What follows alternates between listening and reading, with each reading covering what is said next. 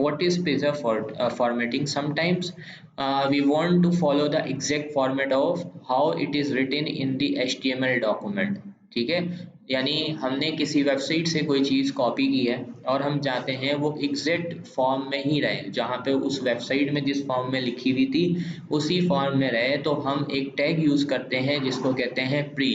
Pre का मतलब होता है pre formatted tag. Any text between the opening and closing of this tag will preserve the formatting of the source document। तो इस tag के दरमियान आप जो भी चीज़ लिखेंगे वो जिस फॉर्मेटिंग में आपने वहाँ से लिया होगा एग्जैक्ट उसी फॉर्मेटिंग के अंदर यहाँ पर डिस्प्ले होगा। क्या होगा? डिस्प्ले होगा। जैसे कि इस तरह से देखें क्या होता है कि समटाइम्स हम किसी वेबसाइट से कोई एग्जाम्पल सोर्स कोड कॉपी कर रहे हैं, ठीक है, और हम चाहते हैं जैसे हम जब कोडिंग वगैरह करते हैं ना, तो कोडिंग जो करते हैं वो आपके पास इस तरह से फॉर्मेट हुई हुई होती है, जैसे कि फंक्शन के बाद आपने देखें अलर्ट्स के बाद थोड़ा सा स्पेस आ रहा है पहले, ठीक है। तो ये हम चाहते हैं एग्जैक्ट जो फॉर्मेटिंग लिखी गई है उस फॉर्मेटिंग को प्रिजर्व करें, ठीक है। वरना क्या होता है कि अगर हम पी टैग के अंदर दे देते हैं तो पी टैग के अंदर क्या हो जाता है वो आपके पास ऑटोमेटिकली क्या हो जाता है नेक्स्ट लाइन में चले जाता है। अगर आप लाइन ब्रेक कर देते हैं ना तो वो नेक्स्ट लाइन में चले जाता है। तो हम यहाँ पर क्या कर सकते हैं उसकी मदद से फॉर्मेटिंग जो हमने लिखी है उसी फॉर्मेटिंग में हमें टेक्स्ट या जो भी हमने डेटा लिखी होती है वो प्रोवाइडेड होता है। iframe tag is used to specify an inline frame, or as the HTML specification refers to it, it is a nested browsing content, ठीक है। यानी आपके पास iframe क्या है कि iframe का कॉन्सेप्ट तब आया है, पहले हमारे पास HTML के अंदर HTML5 से पहले फ्रेम्स यूज होते थे। क्या यूज होते थे? फ्रेम्स। फ्रेम्स क्या करते थे? हमारे पेज को डिवाइड कर देते थे।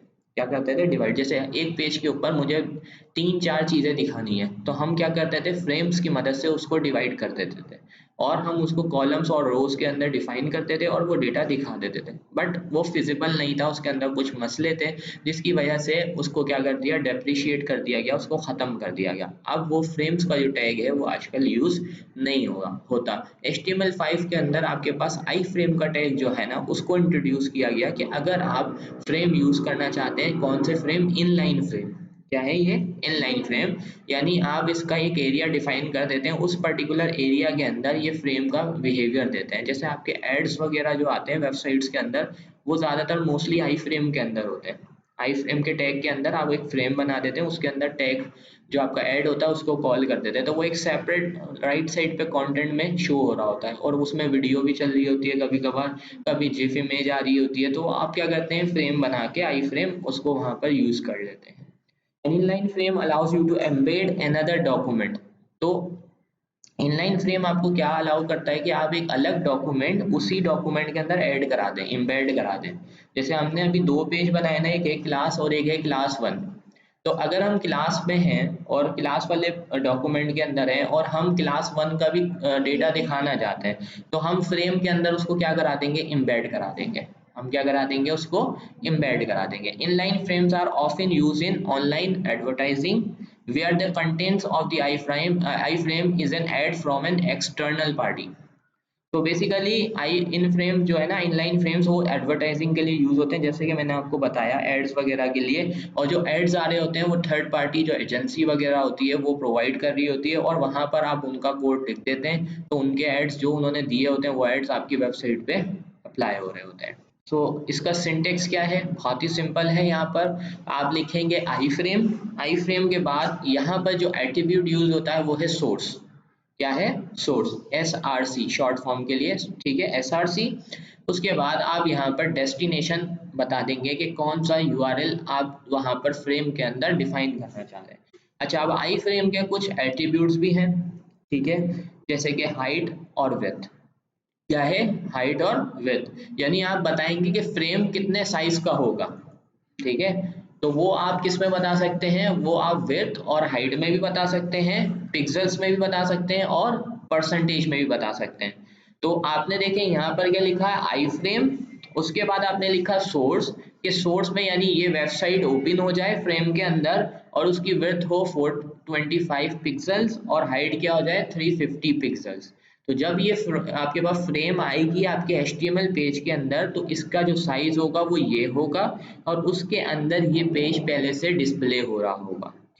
और हम ये बिल्कुल ए टैग जो हमने यूज किया है, हम यहाँ पर आके आई फ्रेम बनाते हैं। और अब मैं यहाँ पर देखें, मैं लिखता हूँ आई फ्रेम, ठीक है। और यहाँ पे क्या लिख रहे थे, सोर्स। सोर्स के अंदर हमने कहा हमें कौन सा पेज लोड कराना है, class1.html। और ये कौन सा पाथ है, रिलेटिव। कौन सा पाथ है, क्योंकि ये class1 इसी फाइल फोल्डर के अंदर मौजूद है ना, तो मैंने रिलेटिव पाथ दिया है। और यहाँ पर आके मैंने कहा विड्थ, मैंने कहा भाई विड्थ हो जाए हमारे पास 300 पिक्सल्स, ठीक है। मैं कम रख रहा हूँ, आप ज़्यादा भी रख सकते हैं। और हाइट में कर देता हूँ 300 पिक्सल्स। और यहाँ पर आके मैंने कहा आई फ्रेम का टैग क्या हो जाए, क्लोज हो जाए। सेव करते हैं और इसको जाते हैं यहाँ से एग्जीक्यूट करते हैं, आ गया। तो ये आपके पास कहाँ पर आ रहा है, बिल्कुल ए टैग के बराबर में आ रहा है, ठीक है। और फ्रेम का साइज हमने जो रखा था 300 पिक्सल्स, ठीक है, यानी 300 ही पिक्सल इसकी विड्थ थी और 300 पिक्सल थी इसकी हाइट थी। तो उतने हाइट का ये स्क्वायर बॉक्स एक बनकर आ गया और उसके अंदर क्या हो रहा है, इस पेज का डेटा आ रहा है। कौन से पेज का, जो हमने एम्बेड कराया है इसके अंदर। तो यानी अगर आपने कोई वीडियो एम्बेड कराई होती, कोई यूट्यूब की वीडियो या कोई लिंक एम्बेड कराया होता, तो वो भी यहाँ पर सेपरेटली रन होगा, ठीक है। तो इस तरह से वो जो ज्यादातर कंपनीज वगैरह है ना, इसका यूज कब होता है, एड्स के लिए यूज होता है आई फ्रेम का ज्यादातर, मोस्टली। या फिर आप अपनी कुछ एडवर्टाइजमेंट, अपने बैनर्स वगैरह साइड में दिखाना चाहते हैं वेबसाइट के, तो आप अपने खुद के बैनर्स बनाते हैं और उनको आई फ्रेम में रख देते हैं। तो मोस्टली एडवर्टाइजिंग के पर्पस के लिए ही आई फ्रेम को ज्यादातर यूटिलाइज किया जाता है, ठीक है। अब आप यहाँ पर देख सकते हैं कि यहाँ पर क्या हो रहा है कि स्क्रॉल बार आ रही है, क्योंकि साइज आपने कम रखा है। बट देखिए पूरा का पूरा पेज आ गया ना, आ तो गया। अब यहाँ पर अगर कोई लिंक होता तो यहाँ पर आप टॉप यूज कर सकते थे। मतलब अगर इस पेज में कोई लिंक होता और आपने उसका उसका टारगेट सेल्फ की जगह टॉप दिया होता, तो वो इसके टॉप में ओपन हो जाता, यानी इसी फ्रेम के अंदर ओपन हो जाता, ठीक है। तो टॉप जो है वो ये डिफाइन करता है हाइपर रेफरेंस के अंदर। देखें, टॉप जो होता है वो अपने पेरेंट के ऊपर अप्लाई होता है, ठीक है। तो मकसद अभी ये वाला जो है, जब हम इस पे टॉप पे क्लिक करेंगे ना, तो इसका पेरेंट तो यही है, ये तो सेल्फ वाला बिहेवियर दे देगा।